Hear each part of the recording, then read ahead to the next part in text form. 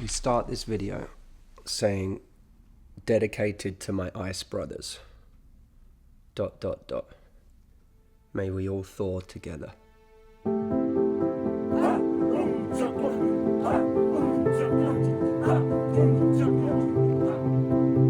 I recently, as many of you know from following me on Instagram or Facebook, went to Poland with a very small group of amazing men to do the Wim Hof ice retreat.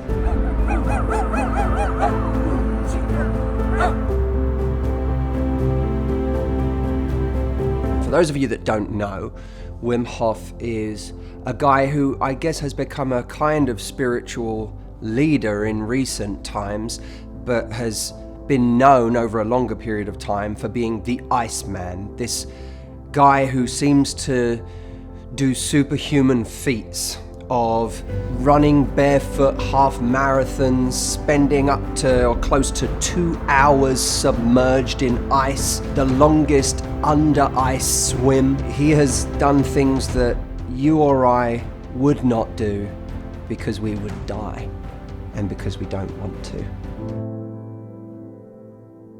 He has this retreat in Poland where you go and you do some of these crazy, seemingly superhuman things for yourself.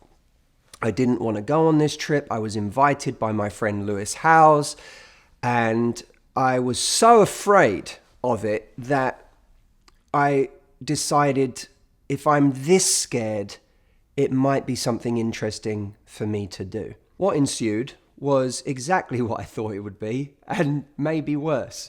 We ended up jumping off of cliffs into ice cold water. We spent up to 10 minutes in an ice bath. We trekked up the tallest mountain, the highest point in Czech Republic, in nothing but shorts and shoes, where it got up to -20 at the summit and the wind was whipping against our bodies. It was a crazy experience. But this video isn't about the physical side of that experience. There was treasure lurking in this trip that went beyond the physical challenge. We were a group of guys going through something very, very intense together. And every single one of these guys is a high achiever in some different way. You know, we had renowned singer-songwriter, we had guys who had built businesses that are at a level, you know, I consider myself to be successful in business, and we had guys on this trip who have built businesses that most people, even successful entrepreneurs, wouldn't do in 10 lifetimes. We had super athletes, NFL Super Bowl winning kicker, New York Times bestsellers. We had all different types of guys that were just extraordinary high achievers and thought leaders. It was a group of guys that I think would be intimidating for almost any guy to be a part of, to be in the company of all of these kind of surface level winners who had so much going on in their lives. And of course, weren't just winners outwardly, but had done an incredible amount of work on themselves. These are people that have gone past the point of simply collecting trophies in life and are looking for something bigger in their lives, looking for more meaning, are looking to be expansive in their mindset, are looking to do the emotional work. It's like an emotionally intelligent football team. Stop drooling. That's what it felt like. And to be in the company of these guys was magical for this reason. Over the course of these 5 days, we opened up to each other in the most extraordinary ways. And because we were already afraid of what was going on and what we were up to, and that opened us up too. And we were there for something more than just the physical. We sat around and did breathing exercises, and between those breathing exercises, we actually talked about our vulnerabilities, our fears, our insecurities. People talked about stories of bullying from childhood that had stuck with them. Some people talked about how they weren't proud of themselves. Some of them talked about how they doubted themselves and felt like they were in the company of all these confident people and they themselves were filled with so much doubt. Extraordinary, given that every single one of these people was a high achiever. There wasn't one person in the group that you could point to that you could say, oh, there's a reason that person should doubt themselves. To be honest, the whole thing reminded me of my love for men.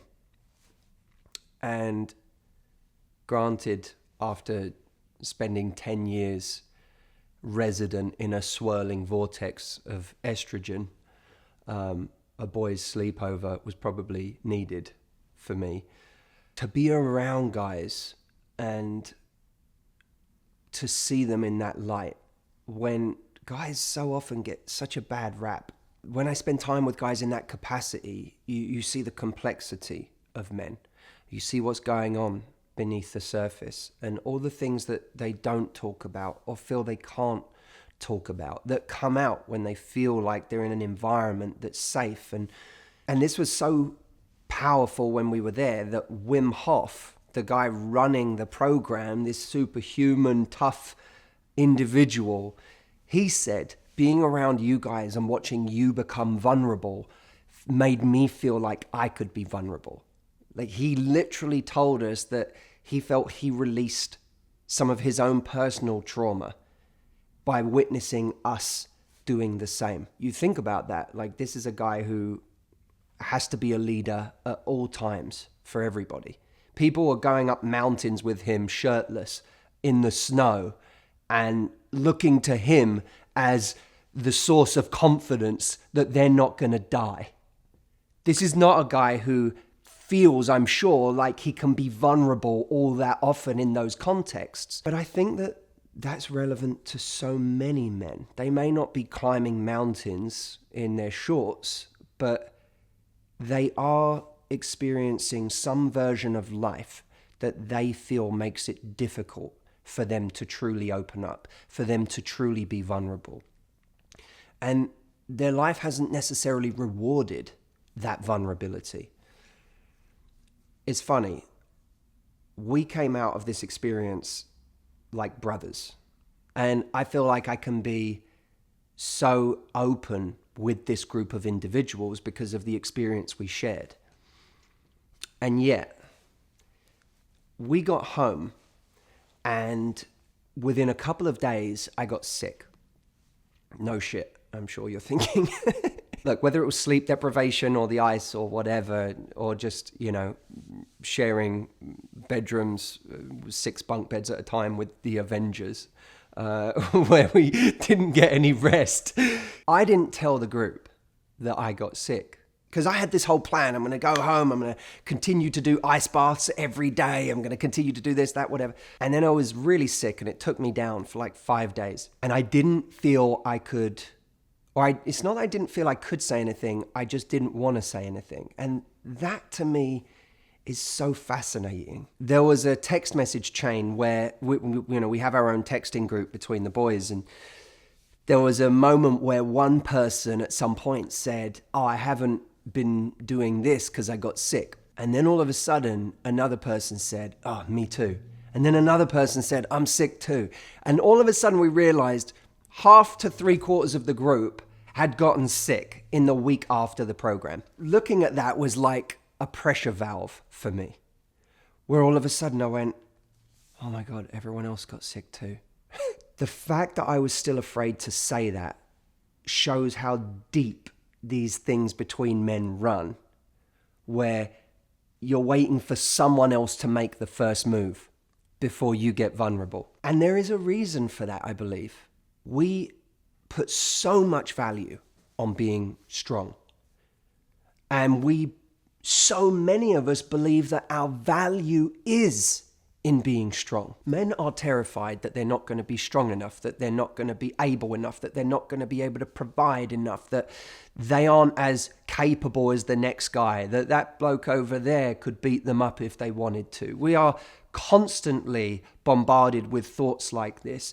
I think this runs so deep that men stoke that in each other all the time in so many different ways. You know, I got not 1 week after my ice retreat, I was on a flight, or I was getting on a flight from Newark Airport in New York to LAX. And I'm sitting on this plane, and the pilot starts talking about how there's been problems with the plane, and that's why we've had a 2-hour delay. And I'm immediately nervous. Like, why are we on this plane if there's problems with this plane? The plane took off, and 20 minutes into the air, the plane, you heard this noise, and the plane started shaking. The engine caught fire. The pilot got on the radio and said, we have to land because we've had an engine malfunction. Flight attendants sprinting up and down the plane, terrifying. I was sitting on this plane and felt sick with fear. And I say this with no hint of drama, I genuinely thought, I think we're going to die. This is one of those situations where it seems reasonable we could die. The guy next to me wrote a goodbye text to his wife that when we eventually landed, he had to delete. He said, I guess I don't need to send this now. That's the state that people were in on this flight. And I got off the flight and I get back into the terminal, and our airline says, we're arranging another flight for you to leave in an hour from another gate. Now, in my head, I thought, I'm done with flying for today. Like, maybe for the next month. I do not want to get on another plane. That was horrific. I don't know. I'm still processing that happened. The last thing I wanted to do was get on a plane, and I'm ready to go home. I remember calling a friend of mine, a female friend of mine, and telling her what happened, and her saying, go home. Go home, get some sleep. In the next few days, you can take another flight back, but just right now, please go home and just look after yourself. Take a bath, relax, just decompress. You've been through something traumatic, go relax. I call a male friend of mine. This is no joke. I call a male friend of mine. I tell him what happened. He says, oh my God, that's terrible, blah, blah, blah. He's empathetic. But then he says, I tell him there's another plane right now. I don't even want to get on it. Like, I just want to go home. He goes, well, yeah, I guess you could go home and be a complete pussy and not get on the next plane. This is a true story. And even though he was half joking, I remember an instant feeling in my stomach of, oh, maybe it does make me weak if I don't get on this plane. Like, maybe that's a sign of weakness, that I can't just get straight back on the horse and go for it. And I sat there in the terminal. This is no joke. I sat there in the terminal while we were waiting for this plane to come and arrive at the gate, going, do I go? Like, it was this dichotomy, like, overly stereotypical dichotomy, but a real one nonetheless, between my female friend who said, go home, relax, take care of yourself, and the male friend who said, don't be a pussy, get on the plane. And I sat there going, I don't know what to do. Am I going to go? If I go home, I literally thought, if I go home, I'm going to beat myself up for going home. I'm going to go home, I'm going to feel weak. I'm going to tell myself that wasn't, I should be stronger. I should be able to just get straight back on the plane. What's wrong? Like, I'm not going to let myself off the hook for that. So then I thought, I have to get on this plane, because if I stay, I'm now going to stay and suffer for making the decision to stay. Luckily, I was off the hook logistically, because it ended up being delayed another 3 hours. And I was like, screw this. I can just take a flight in the next day, which I did the next day. And I was not going to wait on a terminal floor for 3 hours. But that's the funny thing, that I needed, in order to give myself the grace of going home, I needed to be given the okay by logistics. I didn't give it to myself. I didn't say, let me just be kind to myself right now. I said, if the plane's going to be delayed another 3 hours, okay, now I can go home, because it wasn't me who made the decision. That is so much of what men feel day to day. And you know, I mean, I think it's funny when women talk about like, you don't know what we have to deal with men. Like women have to put up with men. Men have to put up with men. Like you think men are shits to you. They're also shits to men. And men have experienced that their whole life. Like it is, ladies, it is fucking hard to deal with men. We don't have to deal with them in the same ways that you do. I appreciate that. But there's still, like, we were in the locker room at school when guys made our life difficult. We went through those experiences at school or at college or in a place of business where we constantly felt like we needed to be tough, we needed to be alpha, we needed to take control because otherwise we're going to be eaten alive, not by women, but by other men. It's a ton of pressure. And I don't believe, by the way, it just comes from men either, because as much as women will say they want men to be vulnerable, they want men to be more sensitive, many, many men have had the experience of feeling like that's not true based on a reaction they got to something. I've said things in relationships in the past where I literally have revealed a deep insecurity. I've revealed something that is intensely vulnerable about something I was feeling, and then instantly regretted it. Instantly thought, I wish I hadn't said that because I can't put that back in the box now. This person now isn't going to unknow that about me. And even this person's reaction to what I'm saying right now is not one that is making me feel more attractive, is not one that's making me feel sexier. If anything, I do feel, even though she's not saying it, like I've slightly turned her off with that. I've felt that in the past. I know many men will have felt the same way. I remember a few years back, I was on a first date where at the end of the date, I wanted to kiss the person. And men, you know this moment. You've been on a date with someone. Some dates, you really feel it where you're super touchy-feely with each other and the kiss feels completely natural and it's just this truly organic moment. And other times you're questioning a little bit. I don't know for sure that she feels the same way as I do. I don't know if she's as attracted as I am. And so you feel a little tentative. I remember being in the car at the end of this date and saying to this woman, or asking rather, can I kiss you?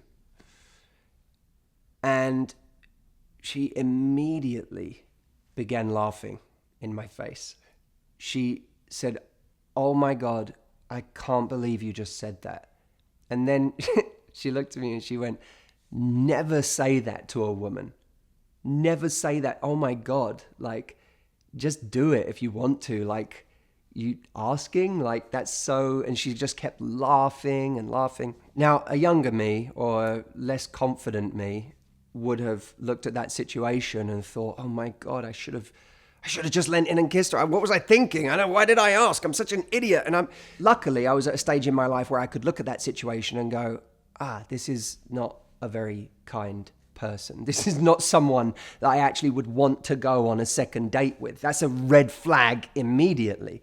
But it does show just how confusing the world can be for guys sometimes. And this is a real point of confusion for men. Ladies, please let it be known. In that situation, the message that could be received by so many guys is, you should have just kissed me. You should have just leant in and taken charge. That would have been the sexy thing to do. You asking me if it's okay to kiss me is weak and not attractive and not fun and not spontaneous and not romantic. And of course, this is backed up by God knows how many TV shows and movies and books, you name it, all picturing the guy who just takes control and goes for what he wants and doesn't have a moment's hesitation. This is a confusing state of play for men. I believe that if more men were in rooms like the one I was in Poland, around other strong men, and they saw examples of truly strong men that they look up to, men that they admire, opening up, that they themselves would be humbled and it would take all of the pressure of them being strong away because they'd know they can open up. In fact, it's more than they don't have to be strong. It's that opening up and revealing those things about themselves is strong. That is a form of strength. they would see that example, and would give them permission to do the same. And I frankly, I don't think that there are many places that men can do that. You know, how many places can men go to truly open up? Not just to women, but to other men. I mean, no woman was required in that space in Poland for this group of men to open up to each other. Men could do it for each other. And this is the responsibility we have to take on, guys, is that, and by guys, I mean men, we have to create more spaces for each other to actually open up and to talk and to release that pressure valve, because it's serious. Like, I watch guys bottle this stuff up. I watch them not talk about these things, these demons they have, these fears they have, these insecurities they have. And it frightens me. You see the number of guys who go out and kill themselves because they're not talking. They're not releasing that trauma, that energy. They've got no pressure valve. It's like, you know, what comes to mind when you think about men opening up? It's like Alcoholics Anonymous. All right, so it's like the easiest route to going to a group of guys and opening up is to become an alcoholic. Like, that's where you're going to go to actually be able to talk. That's where it's socially acceptable to be able to talk and open up. But where's the space for everybody else? I don't have the exact answer to that right now. This is something that I'm processing and thinking about more this year, because I think it's so needed. It's so needed. Whether guys go find their retreat to do, whether guys find a space where they can come together with like-minded friends, or whether they just are brave enough to do it around the women that they're around, they have to start doing it. Men, you have to start talking more. You have to start opening up more, because all the good stuff in life is on the other side of that bravery, on the other side of opening up in those ways. And I'm passionate about this right now. I'm passionate about it because I believe it will make men's lives better. And I'm passionate about it because it's going to make women's lives better if men can learn to do this. Women, let me make this clear. This is not your job to fix this. It's not your job to play therapist to men. It's not your job to take everything I'm saying right now and to use it to go and be, you know, this therapist figure with every man in your life. That's not what I'm saying. I want you to be an ally. I want you to be strong enough to hold that space for men to be vulnerable. But it's our job as men to actually step into that space. In the interests of being practical for you women who are watching, one of the things that I did want to do for you is at least create a template for what holding that space looks like. If you have men in your life, whether it's your brother, whether it's your boyfriend, whether it's your husband, your father, or your son, what does it look like to be an ally for someone who deep down is desperate to release that pressure valve, is desperate to open up more, is desperate to show you more of who they are, but is terrified of doing it, consciously or unconsciously? And I put something together, and I've detailed 5 very specific things that you can do to create that environment.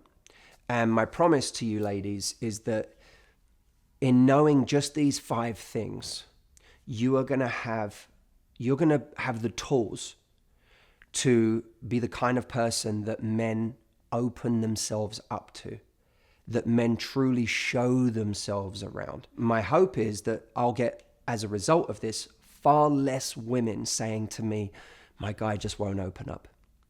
You know, he just won't talk to me. I do believe that there are certain men that no matter what you do, they have their own stuff going on that they need to resolve. And if they don't take responsibility for resolving it, eventually you have to leave and find someone who will open up. So I'm not suggesting that over the long term, you stay with someone who won't open up to you. But I do think that there are things that can be done to facilitate that process. And that's what I've put together in this training, which is free, by the way. I'm not charging for it. But I am opening it up to my mailing list. So all you need to do is sign up to my mailing list to get it. And I'm going to put it over at this link right here. Once you get to that training, leave me a comment underneath that video and tell me what you think of this whole message. Men and women. I want the men to comment too. You know, guys, I want you to go there because I want you to see the psychology of this. And as I said, I need you to take responsibility for this. We as guys have got to take responsibility for us being more vulnerable. And I'm here for you, my brothers, in helping you do that. We're in it together. Go to that link now, get that training, and I'll see you there.